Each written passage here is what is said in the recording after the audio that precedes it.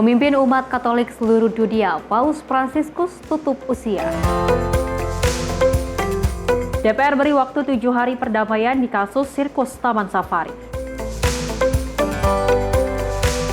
Indonesia masih negosiasi ke Amerika Serikat terkait besaran tarif.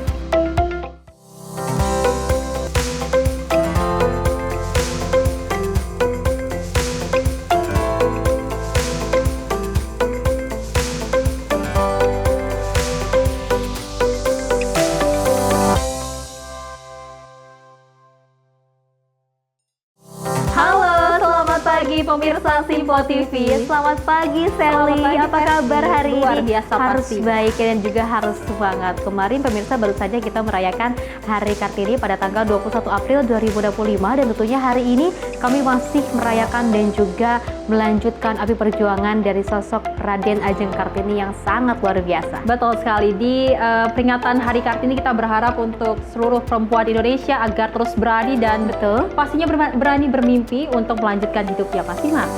Mudah-mudahan perempuan-perempuan yang ada di Indonesia ini bisa terus berani, bermimpi dan juga bergerak. Dan tentunya informasi menarik lainnya akan terus kami hadirkan. Ini dia Menyapa Pagi Simpo TV selengkapnya.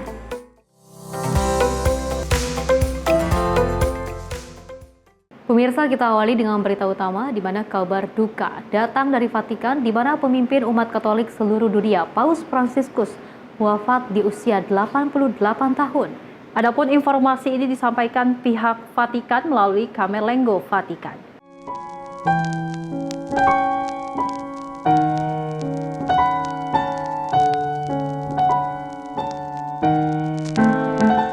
Vatikan secara resmi mengabarkan bahwa pemimpin umat Katolik seluruh dunia, Paus Fransiskus, meninggal dunia di usia 88 tahun.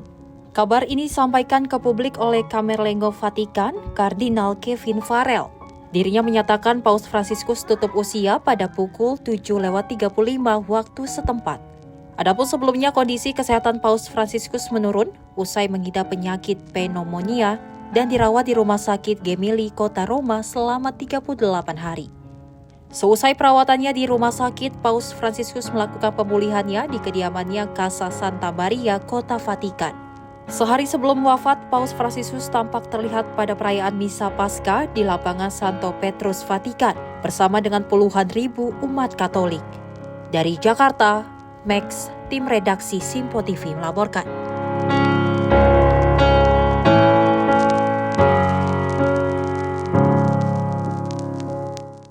Dari Menteri Agama RI Nasaruddin Umar menyampaikan duka mendalam atas wafatnya pemimpin umat Katolik, Paus Fransiskus. Dan dari Menak Nasaruddin dan Paus Fransiskus dikenal sebagai dua tokoh yang memiliki jalinan persahabatan.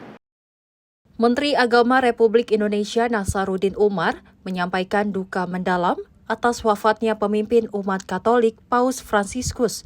Bagi Menak Nasaruddin, Paus Fransiskus ialah salah satu sahabat dekatnya. Menak Nasaruddin dan Paus Fransiskus dikenal sebagai dua tokoh yang memiliki jalinan persahabatan. Pada 5 September 2024, selaku Imam Besar Masjid Istiqlal, Profesor Nasaruddin Umar menandatangani deklarasi Istiqlal. Dalam kesempatan itu, Profesor Nasaruddin Umar mengenalkan kepada Paus Fransiskus bahwa Masjid Istiqlal adalah rumah besar bagi kemanusiaan. Saya Nasaruddin Umar, Menteri Agama Republik Indonesia, juga Imam Besar Masjid Istiqlal Jakarta, mengucapkan duka yang sedalam-dalamnya atas wafatnya Yang Mulia Paus Fransiskus. Tentu jasa dan persahabatan beliau tidak bisa kita lupakan. Baru saja telah mengunjungi Indonesia, termasuk mengunjungi Masjid Istiqlal dan memberikan pernyataan bersama yang sangat mengglobal. Baru saja dipanggil oleh Tuhan Yang Maha Kuasa. Tentu doa kita semoga Yang Mulia mendapatkan tempat yang layak di sisinya sesuai dengan kebajikan yang telah dilakukannya. Lebih lanjut, Menak berpesan kepada umat Katolik yang telah ditinggalkan Paus Fransiskus agar bersabar dalam menghadapi cobaan. Tim redaksi Simpo TV melaporkan. Informasi lainnya, pemirsa, Wakil Ketua Komisi 13 DPR RI Dewi Asmara meminta pemerintah untuk segera menindaklanjuti dugaan kasus penyiksaan mantan pemain sirkus Taman Safari. Selain itu, pemirsa, ia pun meminta agar Kementerian HAM melakukan pendampingan atas laporan ini. Sejumlah mantan pemain Oriental Sirkus Indonesia mengadu ke kantor Kementerian Hak Asasi Manusia Kemenkumham terkait dugaan eksploitasi dan penyiksaan saat bekerja di Taman Safari. Di antaranya, ada yang mengadu bahwa ada yang dipaksa tetap bekerja meski sedang hamil. Menanggapi hal ini, Wakil Ketua Komisi 13 DPR RI Dewi Asmara meminta pemerintah untuk segera menindaklanjuti dugaan pelanggaran hak asasi manusia yang diterima para mantan pegawai tersebut. Ia pun meminta agar Kementerian HAM melakukan pendampingan atas laporan ini. Dan menurut hemat saya ini tentu harus ada tindakan asalkan itu benar. Segera saja diselesaikan kepada pihak yang berwenang. Dalam hal ini ada penegakan hukum. Lebih lanjut, ia menuturkan bahwa menurutnya kejadian seperti ini bisa terjadi diantaranya karena kurangnya pengawasan dan juga kurangnya pengetahuan hak-hak pekerja, sehingga kedepannya memerlukan perhatian lebih dalam dari semua pihak terkait. Dari Jakarta, tim redaksi Sinpo TV melaporkan. Komisi 3 DPR menggelar rapat dengar pendapat umum atau RDPU bersama Direskrimum Polda Jawa Barat dan juga kuasa hukum mantan pemain sirkus serta pihak pengelola sirkus Taman Safari di Kompleks Parlemen Senayan, Jakarta pada Senin siang. Rapat tersebut, pemirsa, untuk membahas terkait adanya dugaan penganiayaan terhadap mantan pemain Oriental Sirkus Indonesia atau OCI di Taman Safari.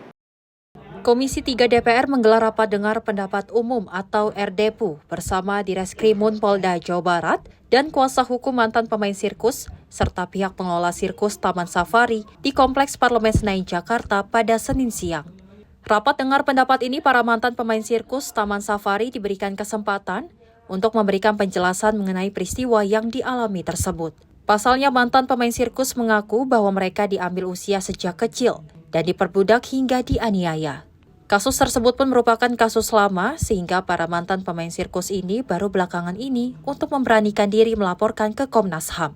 Dari Jakarta, Fahrizal, Davarizkiano, Sinpo TV melaporkan. Dari Wakil Ketua Komisi 3 DPR Ahmad Sahroni juga memberikan waktu 7 hari kepada ex-pegawai Oriental Sirkus Indonesia dengan pihak pengelola Taman Safari, tentunya untuk mencari titik temu kesepakatan berdamai. Namun Sahroni mengatakan jika tidak ada titik temu dalam waktu 7 hari, maka perkara tersebut akan ditempuh melalui jalur penegak hukum. Komisi 3 DPR memberikan waktu 7 hari kepada ex-pegawai Oriental Sirkus Indonesia atau OCI dengan pihak pengelola Taman Safari untuk mencari titik temu kesepakatan berdamai.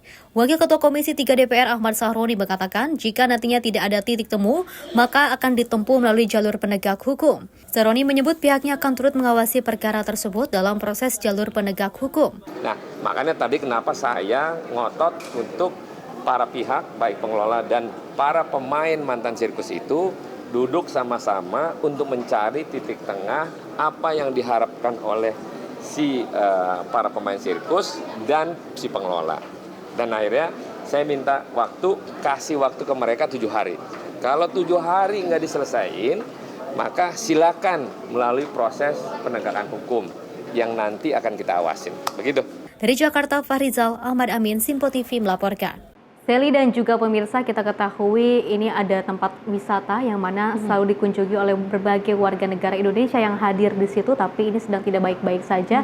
Bahwa kasus kekerasan yang berada di Taman Safari seperti itu, saya dan juga pemirsa, ini masih sekali marak di Indonesia dan bahkan kabar-kabarnya pun fakta-faktanya ini sangat mengejutkan. Terlebih benar atau tidak, tapi sudah ada beberapa korban, bahkan mereka yang dulunya pemain sirkus ini sudah speak up dan juga sudah memberikan kefaktaannya. Betul, kita ketahui memang sudah banyak sekali berita yang mengabarkan bahwasanya memang korban yang ada di OCI tersebut sebanyak 60 yang sudah speak up. Betul. Kita berharap bahwasanya memang dengan segala korban yang sudah ada dari pemerintah, Kementerian HAM maupun Komisi 3 ataupun Komisi 13 bisa menindaklanjuti kasus tersebut, karena kita ketahui Festi banyak sekali korban yang sudah sampai akhirnya cacat dalam tubuhnya. Betul. Dan akhirnya juga kita berharap bahwasanya memang pemerintah terus menindak tegas bagaimana kejahatan ataupun kekerasan Indonesia agar tidak ada lagi. Betul, tentunya juga ini berterima kasih kepada para korban yang sudah berani untuk menyuarakan pendapatnya dan juga untuk berani menyuarakan apa yang terjadi pada saat itu, karena kita ketahui bahwa ini sudah terjadi sejak 1960-an dan mudah-mudahan dari pemerintah bisa lanjut ataupun lanjut tegas dan juga melindungi para korban seperti itu. Pemirsa, informasi lainnya akan kami hadirkan usai jeda berikut ini.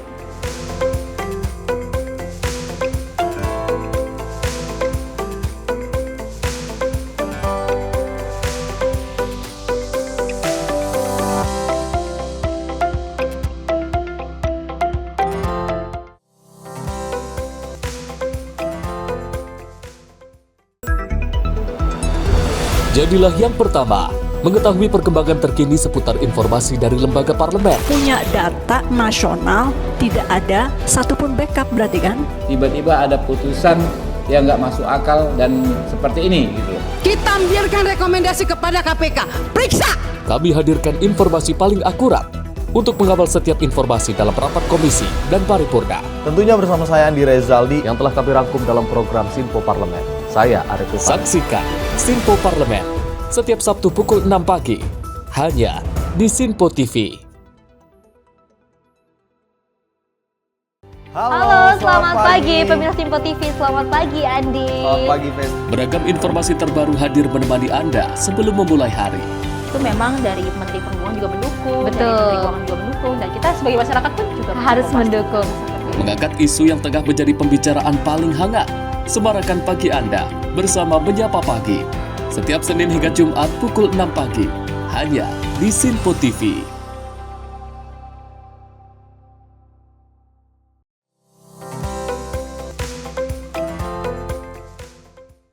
Terima kasih pemirsa, Anda masih menyaksikan Menyapa Pagi Sinpo TV dan kita lanjutkan informasinya.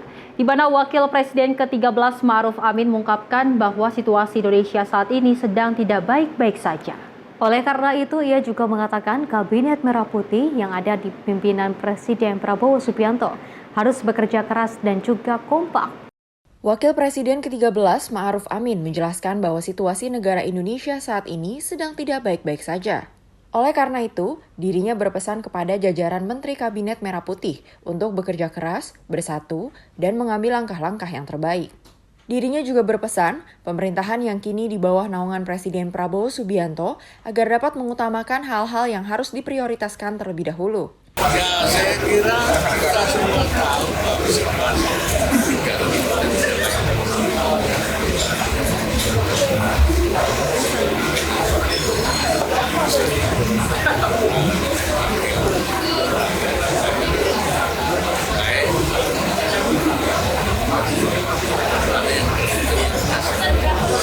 Dari Jakarta, Farizal, Azizul Hakim, Sinpo TV melaporkan. Bendahara Umum Partai Nasdem Ahmad Saroni juga merespon terkait dengan sikap Partai Amanat Nasional dan juga memberikan sinyal akan mendukung Presiden Prabowo Subianto untuk maju di Pilpres 2029. Saroni menilai pemirsa hal tersebut bisa saja 100% terjadi jika memang Presiden Prabowo Subianto menyanggupi dukungan untuk memimpin Indonesia 2 periode. Partai Amanat Nasional menyatakan sikapnya akan mendukung Presiden Prabowo Subianto untuk maju dalam Pilpres 2029 mendatang. Menanggapi hal ini, Bendahara Umum Partai Nasdem mengatakan bahwa hal tersebut masih terlalu dini untuk dibahas terkait majunya Prabowo dalam periode kedua. Menurutnya, masa pemerintahan Presiden Prabowo Subianto saat ini masih belum berjalan 1 tahun. Kendati demikian, dirinya meyakini Presiden Prabowo akan menang dalam Pilpres 2029 jika masih dalam keadaan sehat. Ya, itu haknya PAN ya, kalau mau menentukan bahwa Pak Prabowo akan running kedua kali, itu haknya PAN dalam hal ini. Tapi kita masih dini lah untuk bicara masalah selanjutnya periode kedua gitu. Nanti kalau 2027, 2028 masih better gitu. Mikirin wakil siapa yang mumpuni gitu.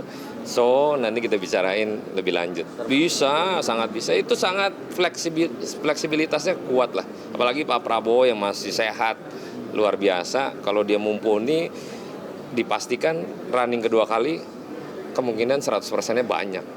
Itu sangat luar biasa lah, bisa.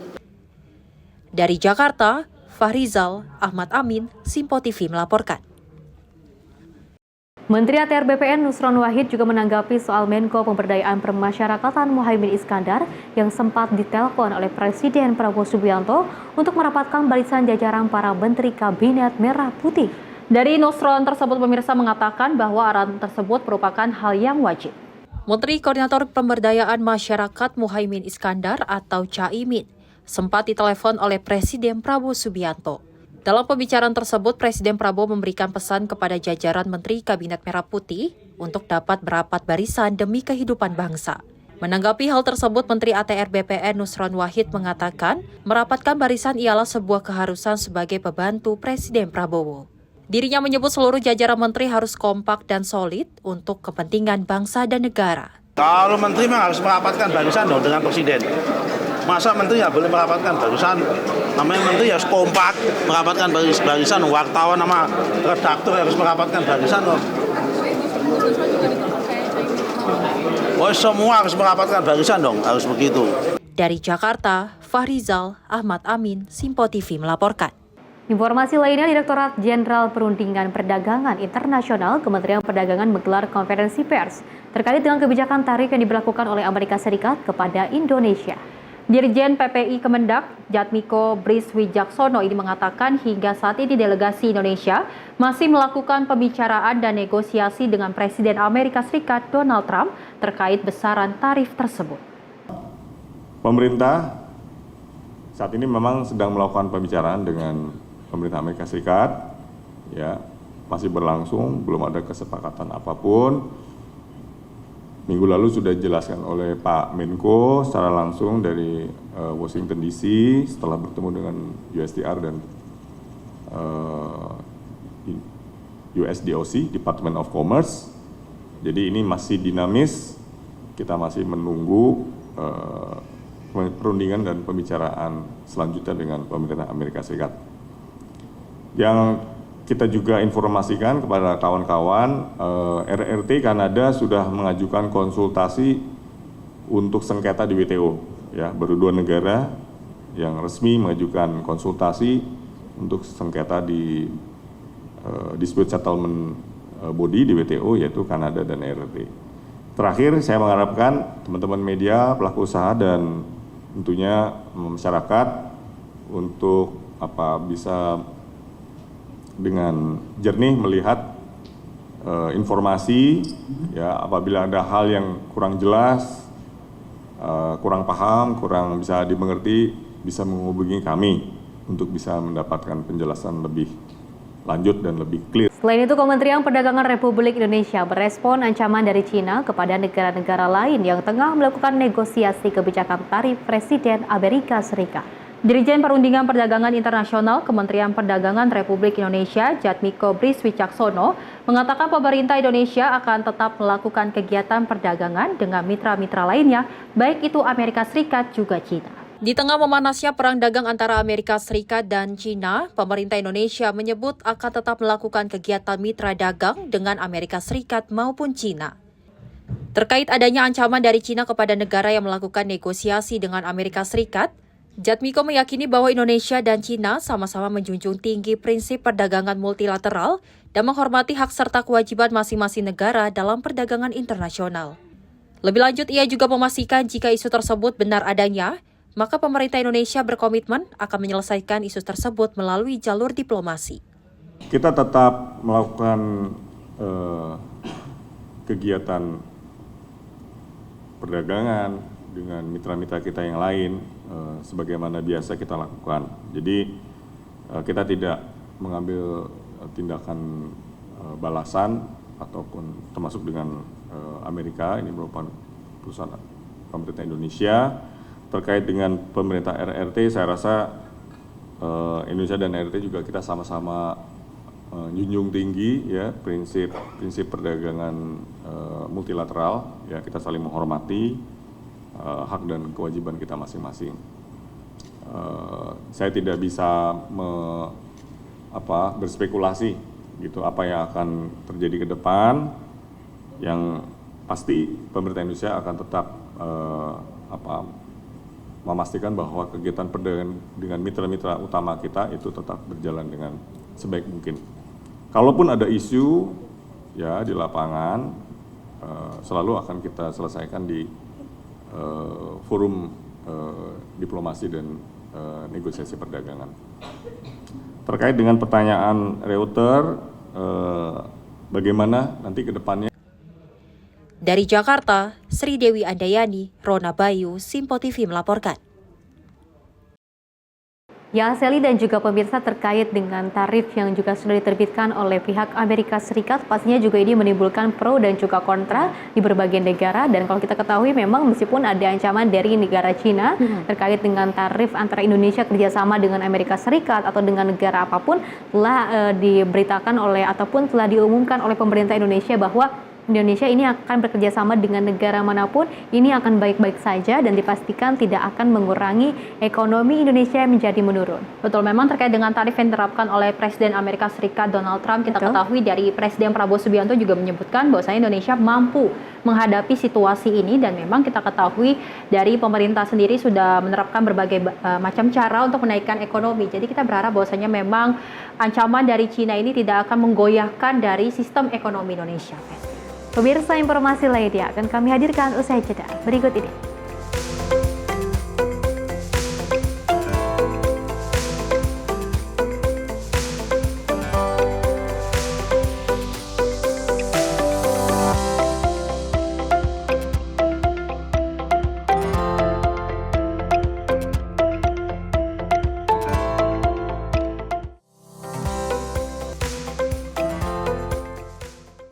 Pemirsa, Simpo TV kembali hadir menemani Anda dengan berbagai informasi yang telah kami rangkum dalam sepekan.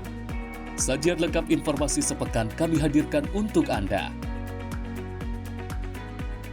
Badan Legislasi DPR menemui masa unjuk rasa di depan gedung DPR RI Senayan, Jakarta. Menemani akhir pekan Anda bersama keluarga dengan rangkuman berita menyeluruh dalam Simpo Sepekan setiap minggu pukul 6 pagi hanya di Simpo TV.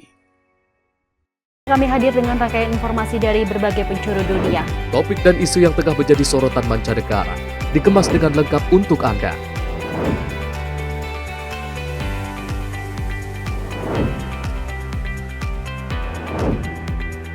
Peristiwa penting yang terjadi dari berbagai belahan dunia ini hadir dalam Simpo Dunia setiap Senin hingga Jumat pukul 7:30 malam hanya di Simpo TV.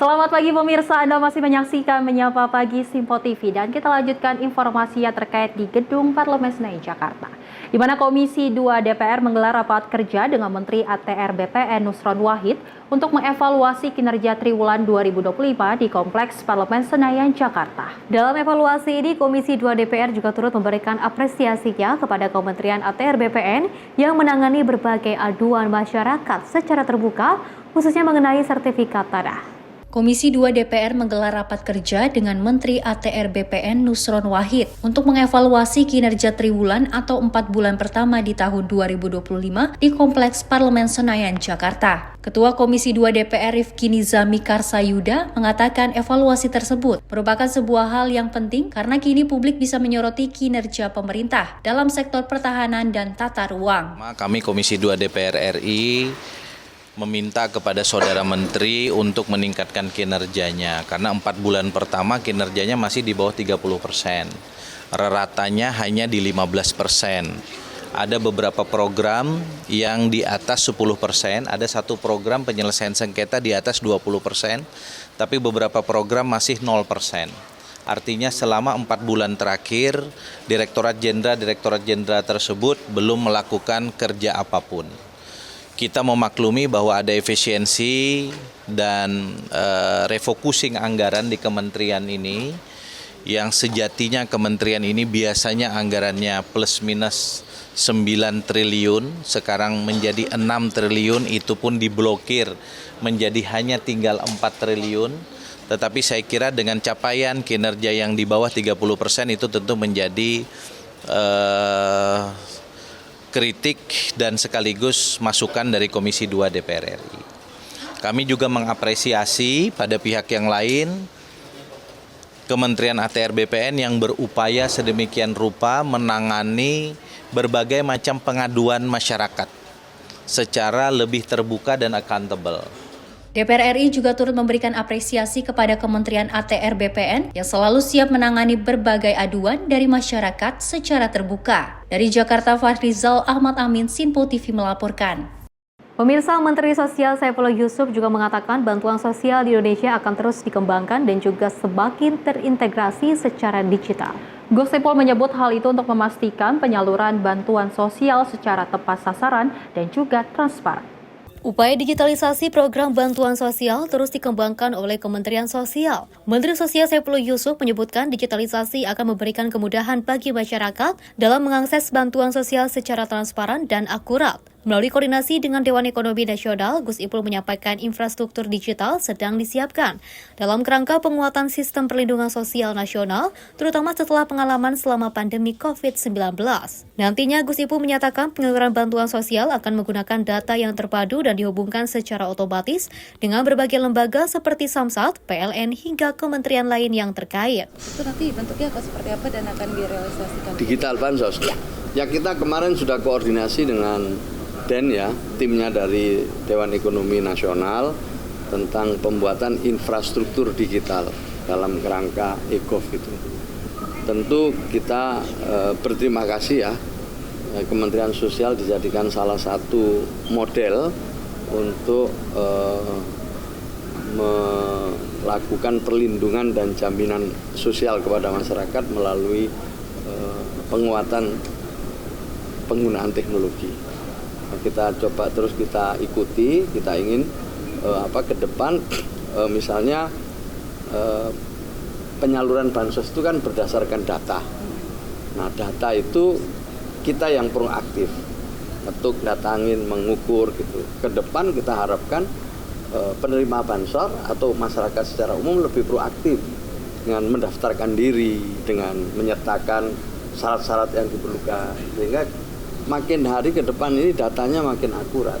Lebih lanjut, Gus Ipul menegaskan melalui digitalisasi bansos tidak ada lagi masyarakat yang kebingungan atau tidak terinformasi soal bansos. Sistem ini tentunya juga diharapkan dapat membuka kesempatan yang lebih adil dan merata bagi seluruh lapisan masyarakat. Dari Jakarta, Gia Nabila, Mutia Anggiani, Sinpo TV melaporkan. Pemirsa, pemerintah Provinsi Jakarta menggratiskan transportasi umum untuk moda Trans Jabodetabek, LRT, MRT khusus perempuan pada peringatan Hari Kartini. Kebijakan tersebut, pemirsa, merupakan bagian dari upaya mengatasi kemacetan yang menjadi masalah utama di Jakarta. Gubernur DKI Jakarta Pramono Anung bersama Wakil Gubernur Rano Karno meninjau pelaksanaan tarif gratis bagi perempuan di layanan Transjakarta dalam rangka perayaan Hari Kartini pada Senin pagi 21 April 2025. Kebijakan tarif gratis bagi perempuan mendapat sambutan yang luar biasa dari masyarakat. Bahkan warga dari daerah penyangga seperti Bekasi dan Depok turut memanfaatkan program ini. Tidak hanya itu, kebijakan tersebut menjadi salah satu cara untuk mengajak masyarakat mencoba dan merasakan kemudahan transportasi umum yang kini telah ditingkatkan kualitasnya. Maka dari itu, dengan penggunaan kendaraan umum secara rutin dapat menjadi solusi jangka panjang dalam mengurangi kepadatan lalu lintas. Dari Jakarta, tim redaksi Sinpo TV melaporkan. Pemirsa, Wakil Presiden ke-13 Ma'ruf Amin menanggapi mengenai rencana Presiden Prabowo Subianto yang ingin mengevakuasi warga Gaza ke Indonesia. Menurutnya, pemirsa, tak ada masalah jika Presiden Prabowo Subianto berencana untuk mengevakuasi warga Gaza ke Indonesia. Presiden Prabowo Subianto berencana ingin melakukan evakuasi terhadap warga Gaza Palestina ke negara Indonesia. Hal ini dilakukan Presiden Prabowo sebagai bentuk untuk mengatasi masalah kemanusiaan. Menanggapi rencana tersebut, Wakil Presiden ke-13 Ma'ruf Amin mengatakan tak masalah jika Presiden Prabowo berencana mengevakuasi warga Gaza, namun Ma'ruf Amin menilai saat ini terpenting ialah bagaimana membantu warga Gaza yang mengalami kesulitan.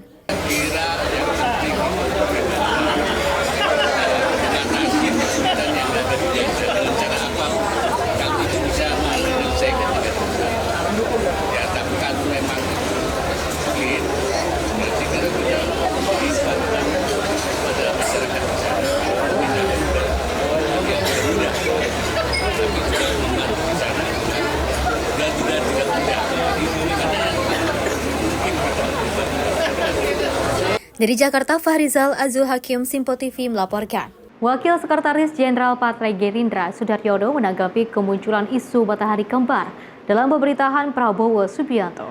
Sudaryono yang juga menjabat sebagai Wakil Menteri Pertanian Republik Indonesia ini merespons santai dan menganggap bahwa isu tersebut hanya dibesar-besarkan oleh beberapa pihak. Ketua DPD Gerindra Jateng sekaligus Wakil Menteri Pertanian Sudaryono buka suara mengenai spekulasi mengenai adanya matahari kembar setelah sejumlah menteri mengunjungi Presiden ke-7 RI Joko Widodo saat Presiden Prabowo Subianto tengah berada di luar negeri. Sudaryono menjelaskan Presiden Prabowo Subianto dan Jokowi memang jarang bertemu. Sedangkan isu matahari kembar yang tengah berhembus ini menurutnya sangat dilebih-lebihkan. Hal ini disampaikan Sudaryono setelah melakukan kunjungan ke rumah Jokowi di Sumber, Solo, Jawa Tengah, Minggu sore 20 April 2025. Kemudian terkait adanya jajaran Kabinet Merah Putih yang sering berkunjung ke kediaman Jokowi, Sudaryono mengatakan tidak memerlukan izin dari Presiden Prabowo karena tujuannya memang hanya bersilaturahmi antar pribadi. Lebay lah ya. Matahari kembar, matahari satu itu dari timur, terbit dari timur, terbenam di barat. Tenang aja. Gini, tinggal kita ini mau ngambil di sudut pandang yang mana, ya kan?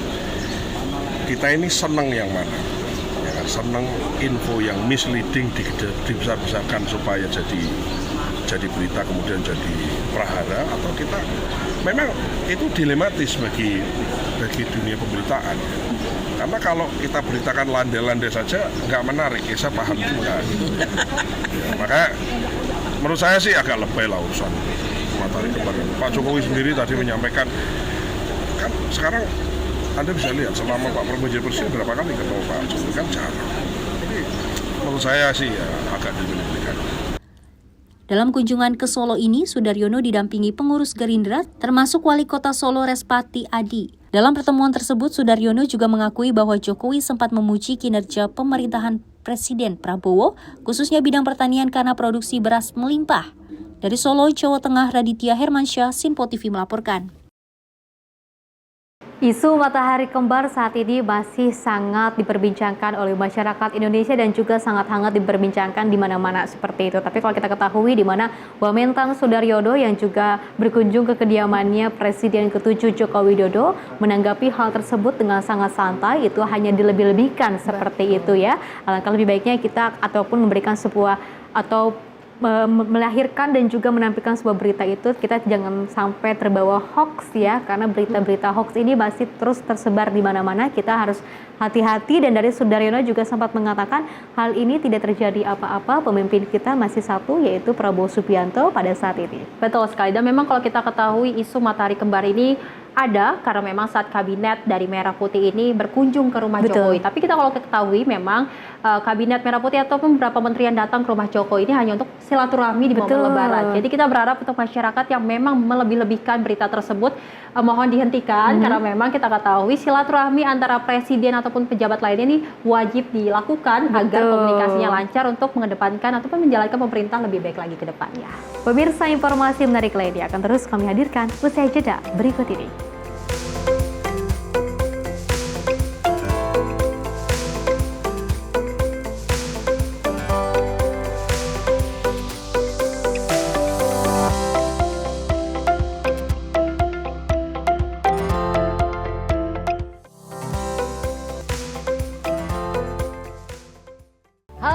Selamat malam pemirsa, senang sekali rasanya kami mengisi ruang informasi Anda. Akhiri aktivitas Anda dengan rangkuman perkembangan peristiwa yang terjadi sepanjang hari. Sebelumnya kita saksikan ada sekitar 3.000 tamu undangan, sementara di Ibu Kota Nusantara ini ada sekitar 2.000 tamu undangan. Rangkaian informasi nasional dan mancanegara dirangkum sebagai penutup hari dalam Menyapa Malam. Setiap Senin hingga Jumat pukul 8 malam, hanya di Sinpo TV. Halo pemirsa, kami kembali hadir dengan sejumlah informasi yang kami himpun dari berbagai penjuru dunia. Rangkaian informasi yang membuat akhir pekan Anda begitu bermakna. Sebuah kelompok di Afrika Selatan memberikan layanan pertunjukan film dengan tenaga surya. Berita yang menjadi sorotan media dari dalam dan luar negeri, kami hadirkan untuk menemani pekan Anda dalam Sinpo Dunia Sepekan, Sabtu dan Minggu pukul 9 pagi, hanya di Sinpo TV.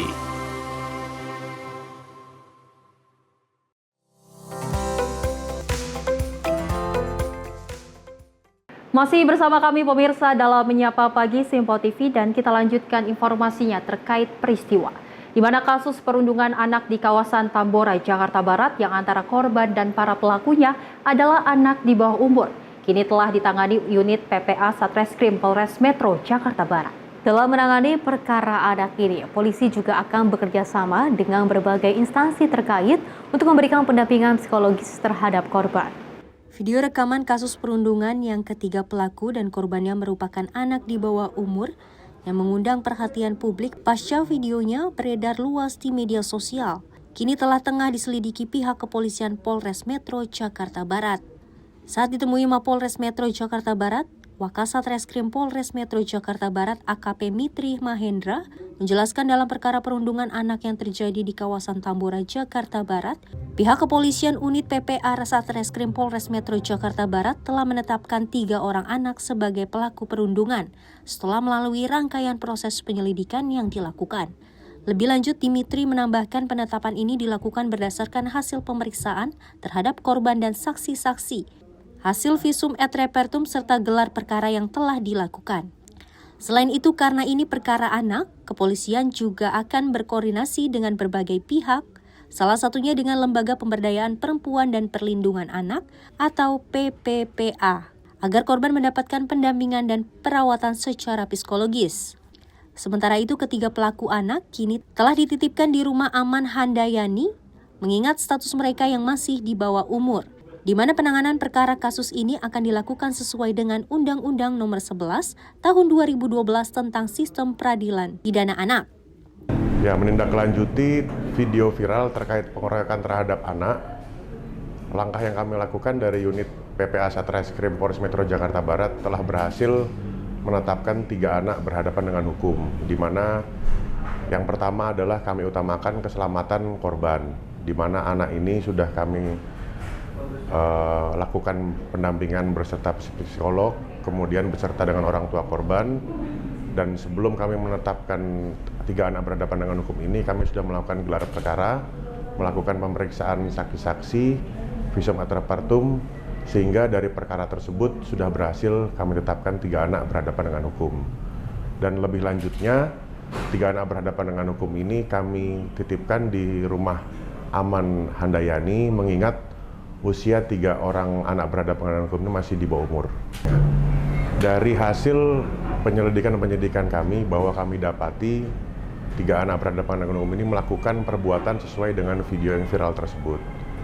Langkah yang terutama kami lakukan adalah kami melakukan pendampingan terhadap korban beserta dengan psikolog dan Dinas Perlindungan Perempuan dan Anak, sehingga korban ini tidak mendapatkan atau tidak mengalami gangguan psikologi lagi. Harapan kami adalah kepada orang tua masyarakat semoga semakin mengawasi dan memberikan edukasi terhadap anak, sehingga anak tidak melakukan perbuatan yang sesuai dengan hal-hal yang tidak diinginkan oleh masyarakat. Di sisi lain, dengan adanya kasus perundungan anak tersebut agar bisa dijadikan pembelajaran berharga dan menjadi perhatian bersama, khususnya bagi kita para orang tua untuk lebih memperhatikan dan mengawasi pergaulan anak-anak kita, di mana peran dari lingkungan khususnya dari keluarga itu sangatlah penting dalam membentuk karakter anak agar tidak terjerumus ke perilaku-perilaku menyimpang.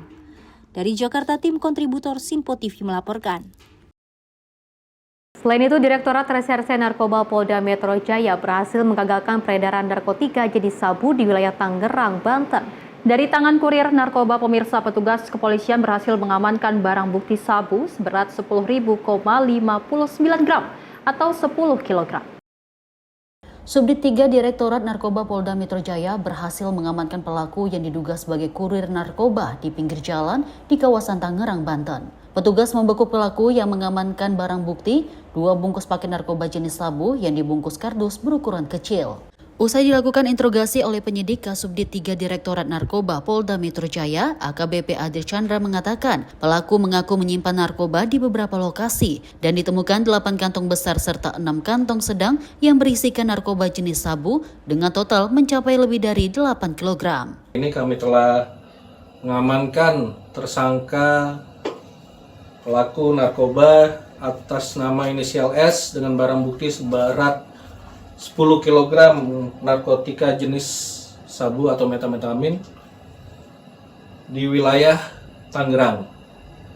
Untuk selanjutnya, tersangka dan barang bukti akan kami bawa ke Direktorat Reserse Narkoba dan dilakukan penyelidikan lebih lanjut. Adapun dari tangan pelaku, polisi berhasil mengamankan barang bukti sabu seberat 10.003,59 gram atau 10 kg. Saat ini pelaku beserta seluruh barang bukti telah diamankan Direktorat Reserse Narkoba Polda Metro Jaya untuk pemeriksaan lebih lanjut. Dari Jakarta, Jihan Nabila Mutia Anggiani, Sinpo TV melaporkan. Dari Menteri Kesehatan Budi Gunadi Sadikin mengharuskan calon dokter spesialis untuk mengikuti tes psikologis sebelum masuk program pendidikan dokter spesialis. Dan dari kebijakan ini diambil dari kasus terungkapnya pemerkosaan oleh Priguna Anugrah Pratama. Dengan mengikuti tes ini, pemirsa bisa mengetahui kondisi kejiwaan peserta agar bisa melayani masyarakat dengan sebaik-baiknya. Menanggapi kasus pelanggaran etik dan disiplin tenaga medis yang terjadi secara berulang dalam waktu yang berdekatan, Kemenkes menegaskan agar peserta pendidikan spesialis wajib mengikuti tes psikologis. Budi berharap agar peserta tidak hanya mengedepankan kualitas dan keterampilan sebagai peserta pendidikan spesialis, namun budaya dari peserta itu sendiri dapat dibentuk dengan baik agar bisa meningkatkan pelayanan kepada masyarakat.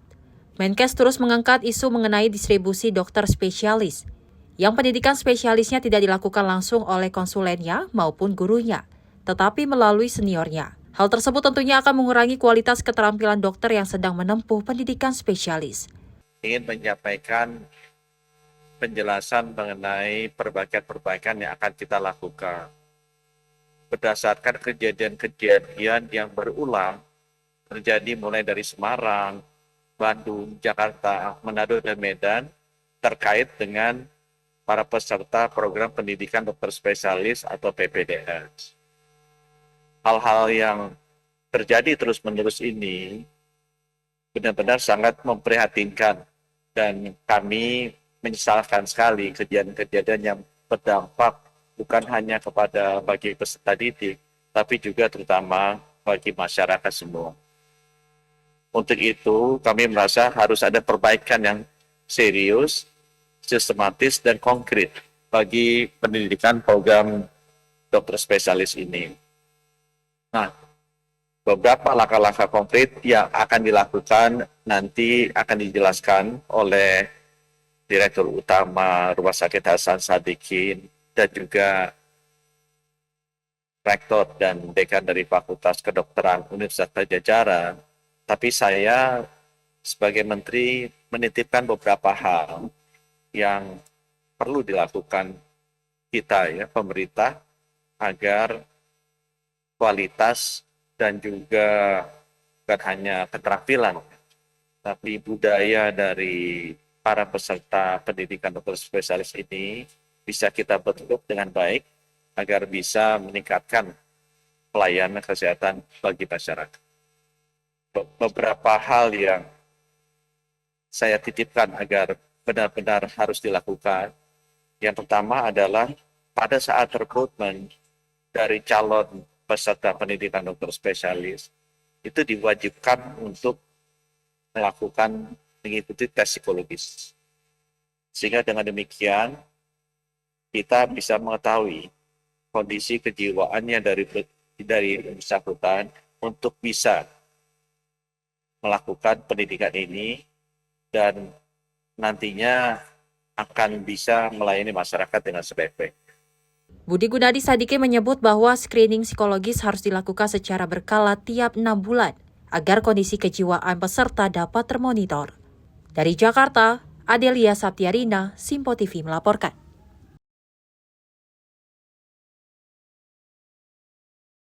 Seorang oknum dokter PPDS yang nekat merekam seorang mahasiswi kedokteran di sebuah kamar kos di kawasan Cempaka Putih, Jakarta Pusat dijerat dengan undang-undang pornografi dengan ancaman hukuman 12 tahun penjara.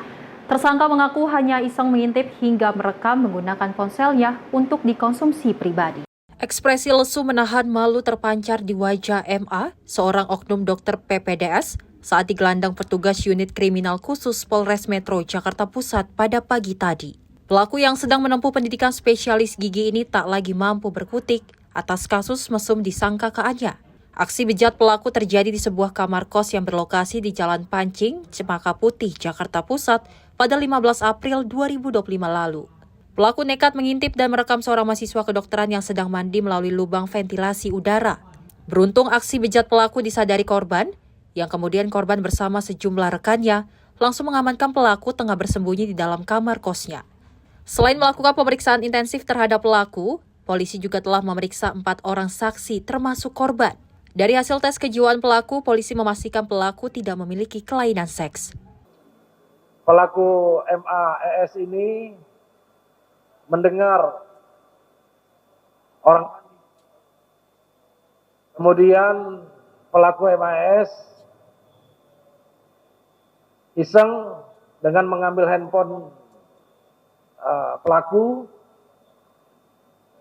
dan memanjat kamar mandi korban dan melakukan rekaman ketika saat itu korban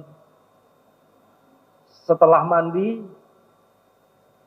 namun masih terlihat oleh pelaku, dan dengan cara merekam dengan durasi 8 detik dengan menggunakan handphone pelaku. Ya. Terima kasih pertanyaannya. Hasil dari pemeriksaan terhadap pelaku, mengaku iseng karena mendengar seseorang yang sedang mandi, sehingga pelaku berniat untuk melakukan merekam terhadap korban yang sedang mandi. Terkait dengan video yang telah dibuat, itu hanya untuk keterangan dari pelaku hanya untuk konsumsi sendiri, tidak untuk dijual ataupun disebarkan ke orang lain. Pelaku mengaku sengaja mengintip dengan berpijak pada sebuah bangku untuk mencapai ventilasi udara kamar mandi korban. Namun begitu aksi mesumnya itu diakui pelaku hanyalah iseng dan untuk dikonsumsi pribadi. Hilaf, Pak. Hilaf, Pak. Sering berhasil korban, atau gimana? Tidak pernah, Pak. Tidak pernah. Kenapa tiba-tiba tahu lubang ventilasi? Kalau lubang ventilasi udah ada, Pak, sejak saya masuk, Pak. Tapi tahu kalau korban tinggal di situ? Enggak tahu. Oh, berarti random ya? Oh, random berarti sudah tahu. Enggak pernah, Pak, baru sekali. Kamu mau film bokep? Enggak. 3. Akibat perbuatannya, pelaku yang telah ditetapkan sebagai tersangka dijerat pasal 29 Undang-Undang RI Nomor 44 Tahun 2008 tentang pornografi dengan ancaman hukuman 12 tahun penjara. Dari Jakarta, Dio Malau, Simpo TV melaporkan. Pemirsa, informasi tadi sekaligus mengakhiri jumpa kita. Saya Fesi Rahmadi dan saya Selis Regar. Terima kasih dan sampai jumpa.